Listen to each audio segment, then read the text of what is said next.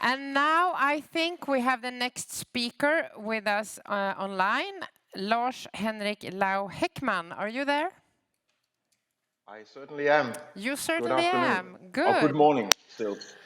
So you are head of business development at Better Insect Solutions, right? And you are going Correct. to talk to us about the leading technology, something maybe like we heard before now. Good. Yes. So you I are going to will. I compliment will her. give a little helicopter tour. Yeah. Good. So go ahead. Welcome. Thank you.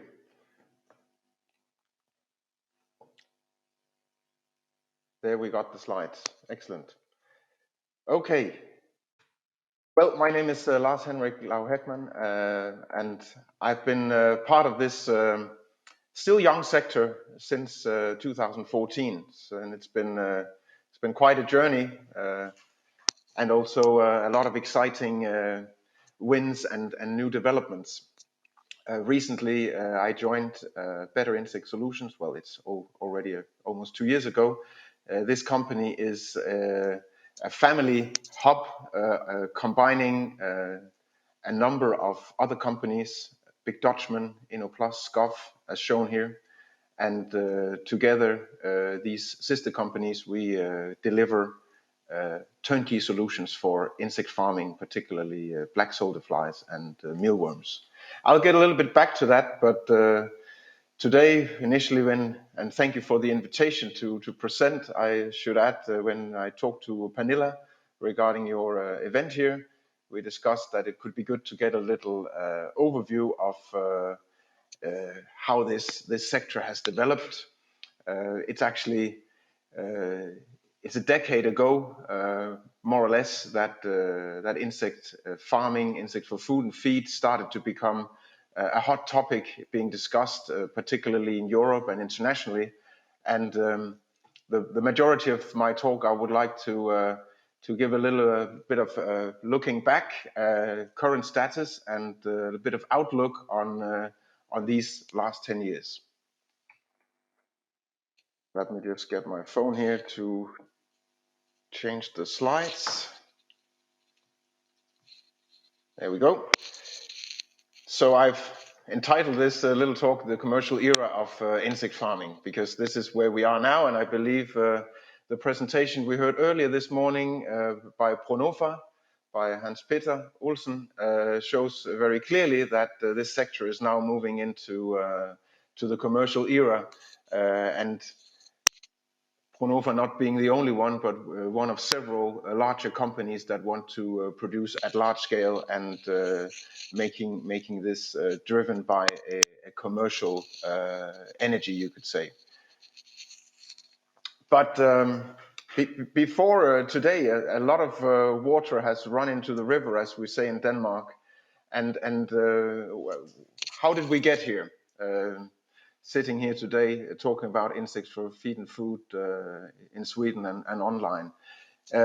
It started, I would argue, as I said earlier, about a decade ago in January 2012, when a bunch of enthusiastic idealists, some might say visionaries, from academia, from a few from industry, some from government organizations, met at FAO in Rome and started to talk about how insects could be an alternative protein to supplement our need for protein in general, both in feed and food.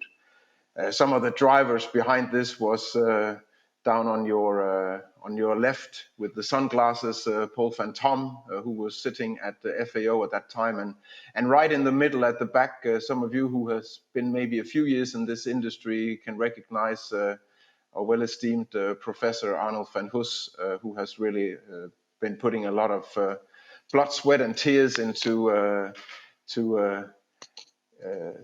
talking about why insects is a good alternative over the last 10 years. But already then, there were actually companies involved Many of you likely know of Insect, the French mealworm producer, and also at that time Kreka, who now are known as Protifarm, and actually part of the insect group now with Insect. They were also present at this meeting.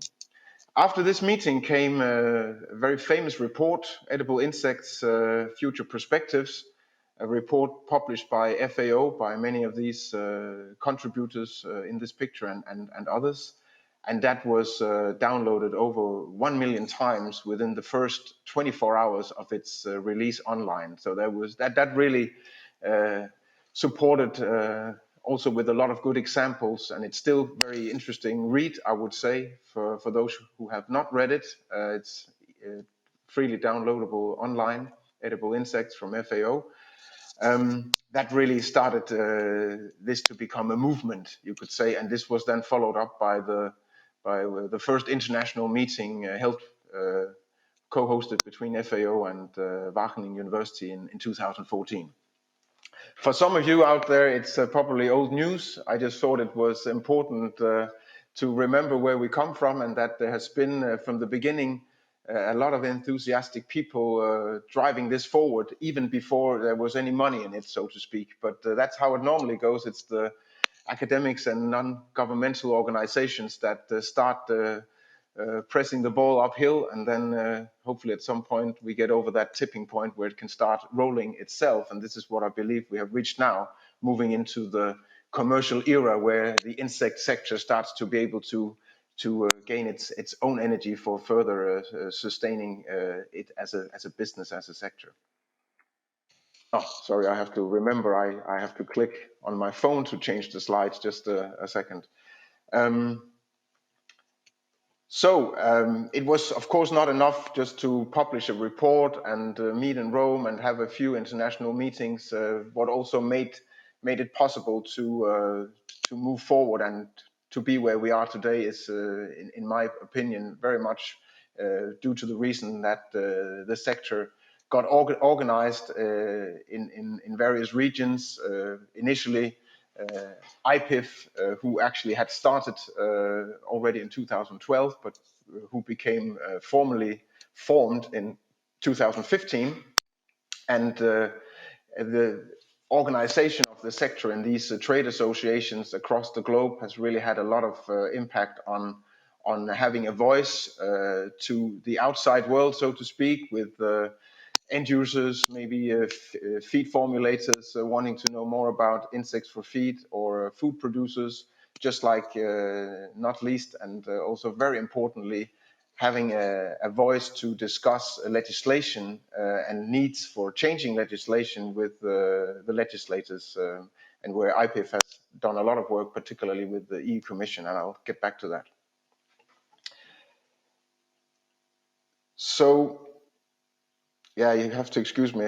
My phone, I have to change the slides via my phone, and it keeps going into a kind of lag. But what are the challenges of our sector? I believe these challenges here, the main challenges were the same when we started. They are still the same.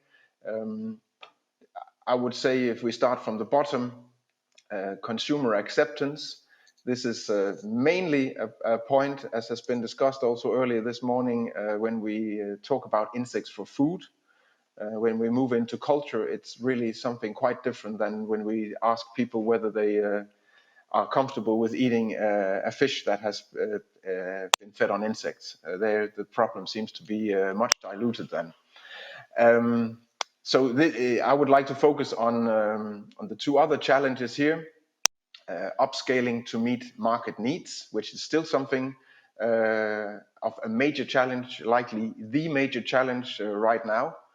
But also we still have legal barriers that inhibit, how can I say, full exposure or full operation of insects for feed and food, although we have come quite far there, particularly in Europe, and I would like to dive a little bit more deeper into that.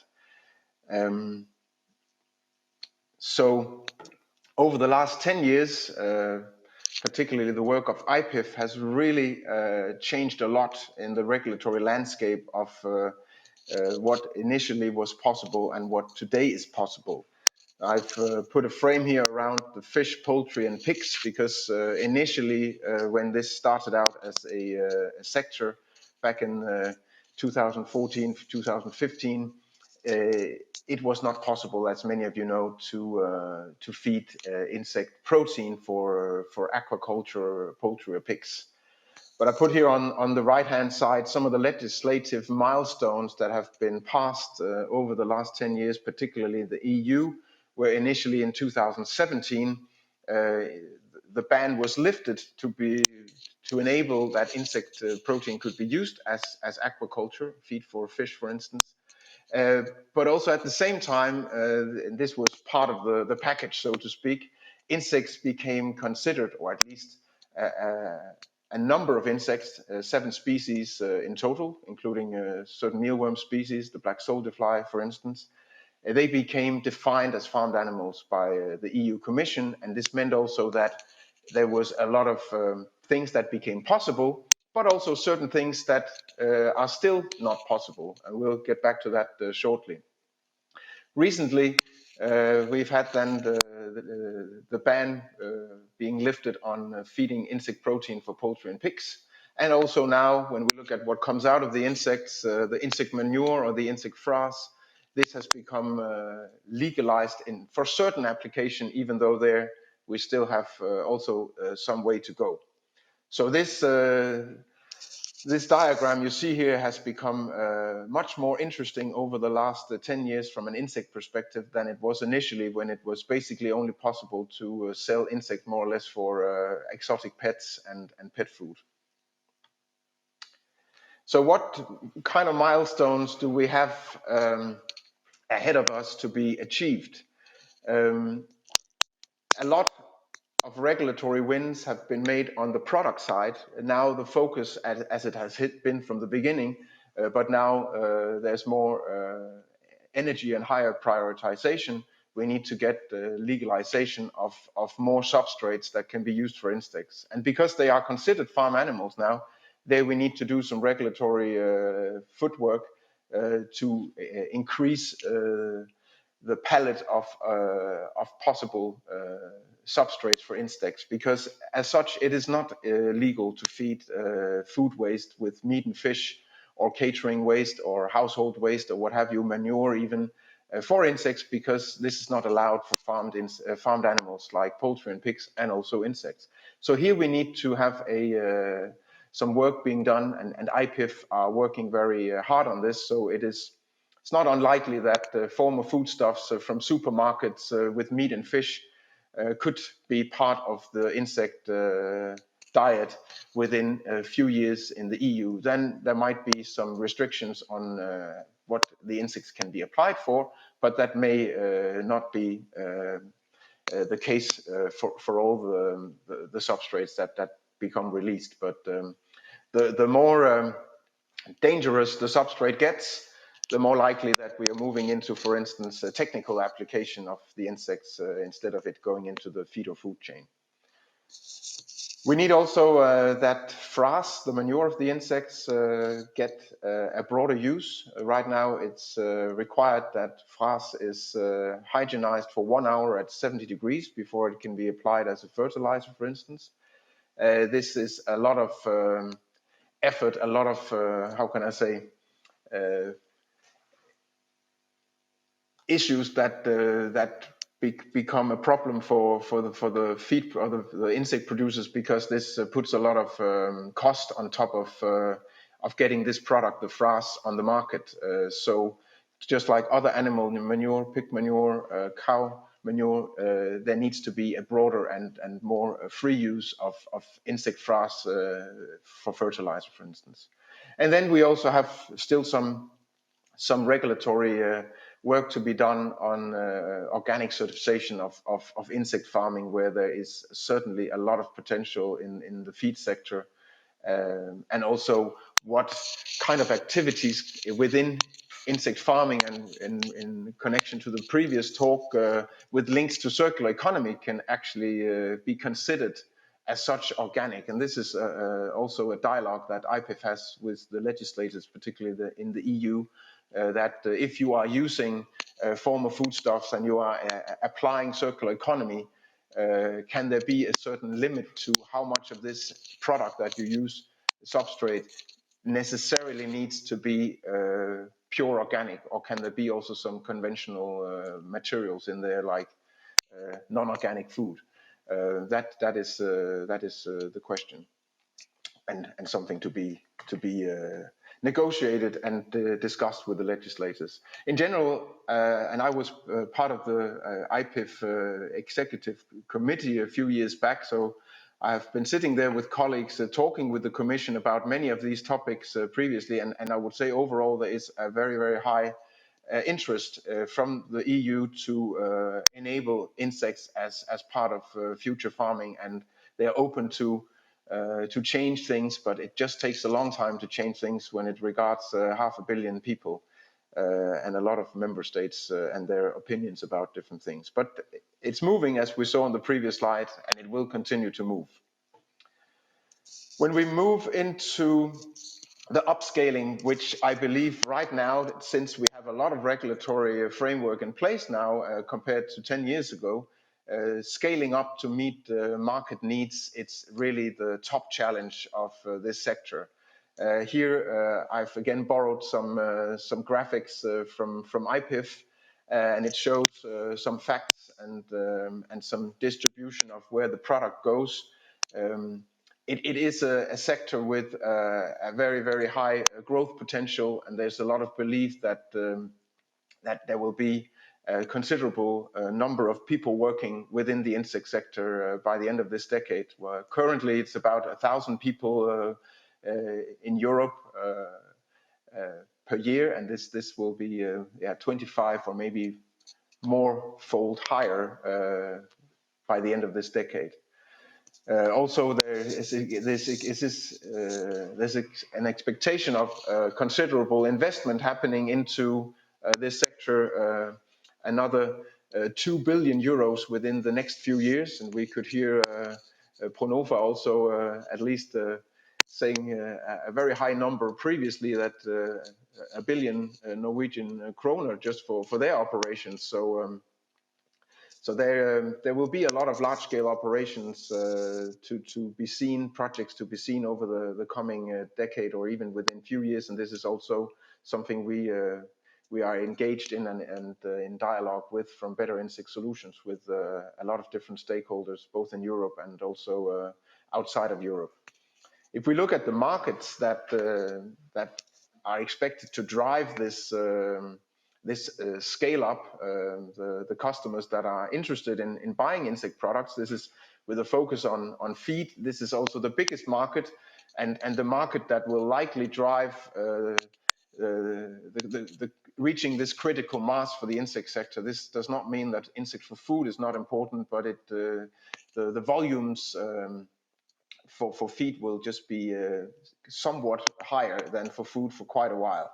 At the end of the day, producing for feed or food, whether you're producing mealworms for feed or food, it's the same way of producing. It's not unlikely black soldier fly meal. You just maybe call it something different. Hermetia protein isolate or something like that will likely also be part of food in the future. But you can see pet food and aquaculture are expected to be the main drivers, the main markets, and will shift over the coming years from pet food being the biggest market now to aquaculture becoming the biggest market.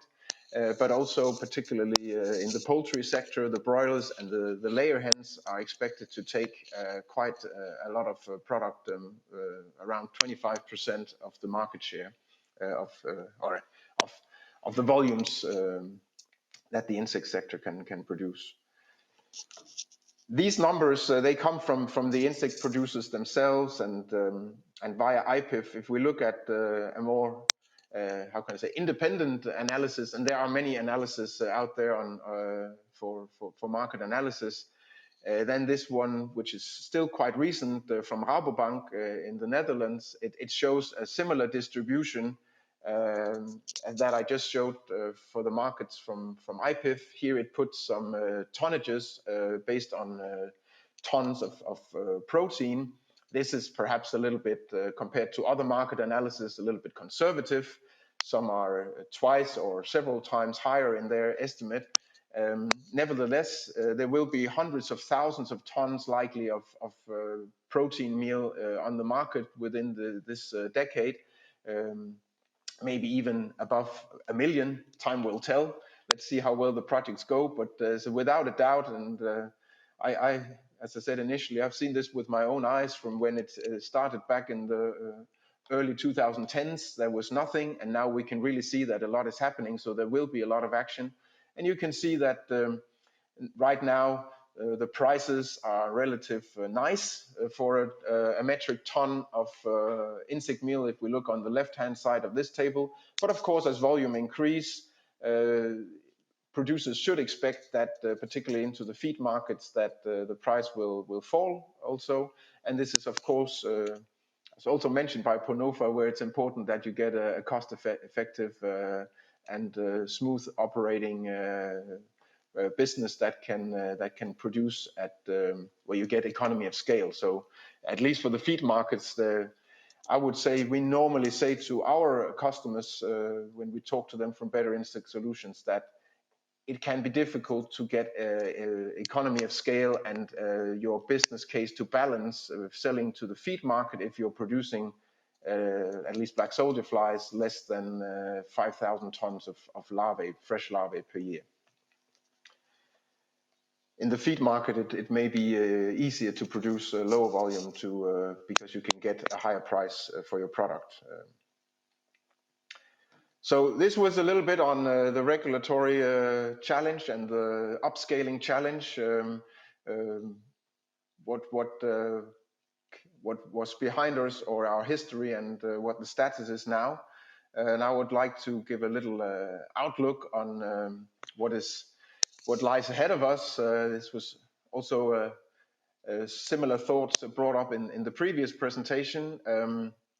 I believe we'll be looking into a diversification of the insect sector, where we will see involvement of, and this is a little biased, but it's since I'm coming from the technology providers, but at least seeing it from our perspective, that there will be specialized technology providers, and we see this already, but much more, that will move into various segments of the insect value chain, from pre-treatment of substrates to climate systems, to feeding systems, to automation, to processing, and other related operations where there's a need for specific technology to help the insects farmers with scaling up, so that they can focus on being farmers and primarily have their concern regarding how the animals are doing, and not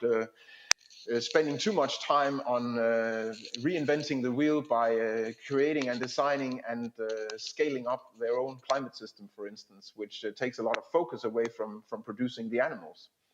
So we'll also see specialization, decentralization even of the production process. Today, many are full liners, as we call them, where they have both the adult insects, the flies or the beetles for the mealworms, together with the larvae, which are reared or grown to full weight, where they are harvested and processed. We will see, which we're already seeing, that this will be split into breeders and rearers. There will still be the full liners, I believe, but we will see more specialized operations that do one of these processes throughout the production. And then we will also have to be looking into more close and transparent partnering, both across the industry, but also between different stakeholders. The picture you see here is from the third physical meeting of the Insects to Feed the World Congress, which was held in Canada in June this year. And here we had an industry panel debate where there was a lot of how can I say, acknowledgement across the different operators here, and it was also to have this diversification that I talked about before, which is important because in nature we need diverse solutions, or nature has diverse solutions to create robust ecosystems, and we need the same also for the insect sector. So even though they are per se my competitors, Bühler and VDL, to mention two of the other panel debate or panelists. It is important that we have this diversity and robustness across the industry, because this is what ensures that we will make it with scaling up in the end. I mean, just like insect producers are faced with the challenge when they approach their customers, the feed formulators or food producers, that they will need to know that there's more than one place that they can get this meal should this one operation fail. And it's the same at the other end of the value chain, that insect producers also need security that that there are several technology providers out there that can make sure that there will be solutions to help them forward. Lars-Henrik, And I have I'm sorry to say that your time is out. I have one slide left, if that's okay. And this one is more minute, yes. yeah, this is a case example to show this this transparent partnering across stakeholders that I would like to finish off this talk with. So I hope it will run now, this video. This is an example of the work we have done together with Danish Enorm from Better Insect Solutions. And Enorm are in the middle of scaling up their production site, and this is what we will help them with, to produce 36,000 tons of wet black soldier fly larvae per year from next summer. In a new business area like insect farming, it is extremely important to be working closely together amongst different partners, such as the customers and the technology providers. Here at the Enorm site, we have from Better Insect Solutions, which cover Big Dutchman, InnoPlus and SCOF, been working very closely with Enorm on finding the right solutions for climate, for heat recovery and for liquid feeding. At Enorm, we have been working with climate systems to ensure good growing conditions for the larvae and the flies, heat recovery systems for making the operation energy efficient, and liquid feeding systems to ensure robust delivery of high volumes of feed. For Better Insect Solutions, it has been very valuable to have this collaboration with Enorm, ensuring that we can provide robust, cost-efficient solutions for the future of insect farming. Thank you very much. much. That was all. Thank you. An applause. I am sorry we don't have time for questions now, but maybe they can reach out to you if someone wants to ask you more questions. Sure. Reach out on LinkedIn. I'd be happy to connect there. Good. Thank you very much.